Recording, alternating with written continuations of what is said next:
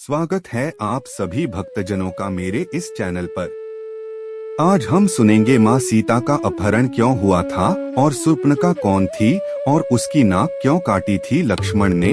शूर्पणखा की क्या योजना थी उसके भाई रावण को मारने के पीछे, ये सभी राज आज जानेंगे इस छठे भाग में, जिसका नाम है रामायण में शूर्पणखा का अद्भुत संबंध और रावण के वध की अनसुनी कहानी। तो चलो शुरू करते हैं इस कहानी को।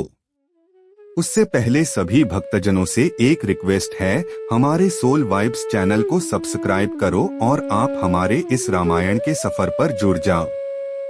अब रामायण की कथा सबके याद है और साथ ही रामायण का हर किरदार भी, जिनमें से एक है शूर्पणखा, जिसके नाक और कान को लक्ष्मण ने काट दिया था। लेकिन क्या आप जानते हैं शूर्पणखा एक अप्सरा हुआ करती थी जिसे एक श्राप ने राक्षसी बना दिया था। चलो जानते हैं क्या था रहस्य। अब ध्यान से सुनिएगा। शूर्पणखा ऋषि विश्वश्रवा और कैकसी की बेटी और लंका नरेश रावण की बहन थी। उसके नख यानी कि नाखून सूप के जैसे थे, इसलिए उसे शूर्पणखा कहा गया। शूर्पणखा का विवाह कालका के बेटे दानवराज विद्युविह्वा के साथ हुआ था। पूरी दुनिया को जीतने निकले रावण ने युद्ध में दानवराज विद्युविह्वा को भी मार डाला था, जिससे शूर्पणखा ने रावण को श्राप दिया था कि मेरे की कारण तेरा सर्वनाश हो जाएगा।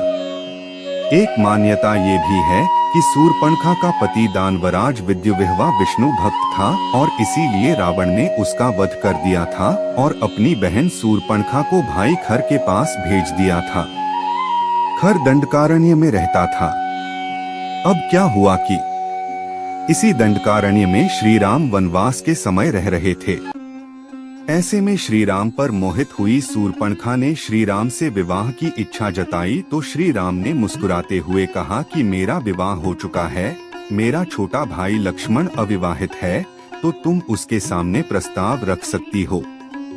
श्री राम की बात मानकर शूर्पणखा ने लक्ष्मण से विवाह के लिए पूछा तो लक्ष्मण ने मना कर दिया और फिर से श्री राम के पास जाने को कहा, जिससे गुस्साई शूर्पणखा ने माता सीता को खाने की चेष्टा की और फिर श्री राम के कहने पर लक्ष्मण ने उसकी नाक और कान काट दिए।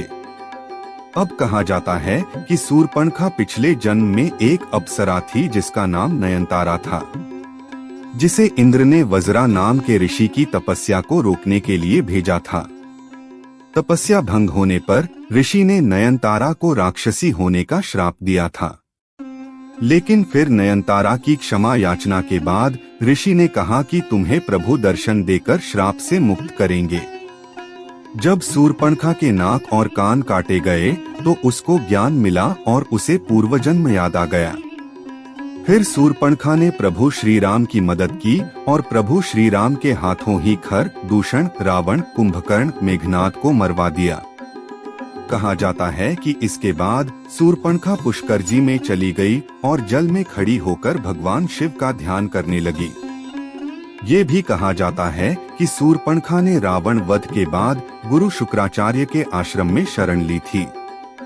कहा यह भी जाता है कि शिव आराधना के बाद भगवान शिव ने शूर्पणखा को दर्शन दिए थे और कहा था कि द्वापर युग में जब श्री राम कृष्ण अवतार लेंगे तब कुब्जा के रूप में तुम्हें कृष्ण से पति सुख मिलेगा।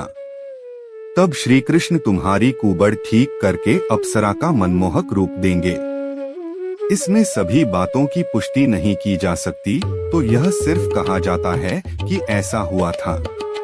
तो जब शूर्पणखा की नाक काटी गई फिर उसके बाद रावण, कुंभकर्ण, मेघनाद इन सभी का वध कैसे हुआ था, ये जानने के लिए जुड़े रहें हमारे साथ इसी चैनल पर। और ये कहानी आपको कैसी लगी ये भी बताएगा। आज के लिए इतना ही, तब तक के लिए मेरा आप सभी को जय श्री राम।